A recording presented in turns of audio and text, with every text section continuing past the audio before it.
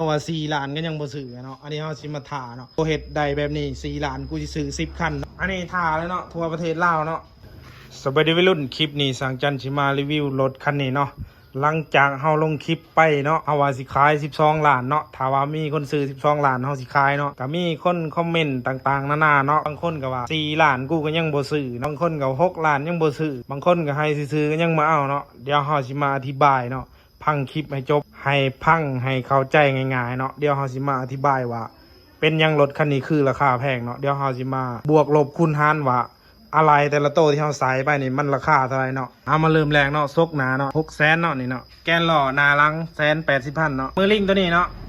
100,000ซ้ายเบรก100,000ผู้ดี200,000เนาะมือเบรกเนาะ180,000อ้ามย่น750,000ซกพอร์ตราคา400,000กันซ้ำ70,000กีบพุดคาง180,000สเตอร์หน้าหลังโซ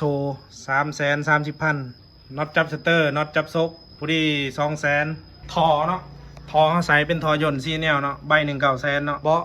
บาะนี่เป็นเบาะใหม่ด้วยแต่ว่าอันนี้เขาใส่ซื้อเนาะใบ1 450,000โค้งเนาะตีไปโค้งนี่เขาตีต่ำๆล้านหนึ่งเนาะเฉพาะโค้งกับทั้งน้ำมันเนาะมาต่อจักเนาะจักกระสุดไพ่นี่เขาตีไป4 ล้านเนาะหน้าลังเลยนี่ตาหน้าตาลังห้างป่าเนาะสุดที่ชำนี้เขาไล่ตีไป700,000เนาะแล้วก็ล่อพร้อมใส่เนาะลังหย่อหน้าเจาะเนาะลังนี่เขาใส่เป็นดุมหย่อแถเนาะราคาแมน2,300,000เนาะบัวมาเบิ่งเลยเนาะเดี๋ยวเขาสิสรุปว่ามันสิถึกเท่าไหร่เนาะนี่เนาะสรุปแล้วออกมาประมาณนี้เนาะ12,560,000กีบเนาะ12,560,000กีบเนาะนี่เนาะตามนี้เนาะเอาถ้าว่าเฮาบวกผิดจังได้กะลองให้พี่น้อง FC บวกตามที่เฮาบอกราคาเครื่องไปเลยว่ามันหมดเท่าไหร่เนาะสำหรับรถคันนี้เนาะนี่เนาะตามนี้เลยเนาะสภาพตามนี้เนาะนี่12,560,000กีบเนาะอันนี้คือเฮาบ่ได้ไล่แบบยิบย่อยหรือว่าพวกน็อตเน็ตอีช่างต่างๆคือเฮาบ่ได้ไล่เนาะซีสเปรย์ที่เฮาพ่นเข้าไปเฮาบ่ได้ไล่เนาะเฮาไล่รวมไปเลยเนาะนี่น็อตเน็ตแบบเรื่องเล็กๆน้อยๆคือเฮาบ่ได้ไล่เนาะประมาณนี้เนาะเพราะว่าเครื่องรถตัวนี้เฮาเฮ็ดใหม่ทั้งคันเลยเนาะนี่คือเฮาไล่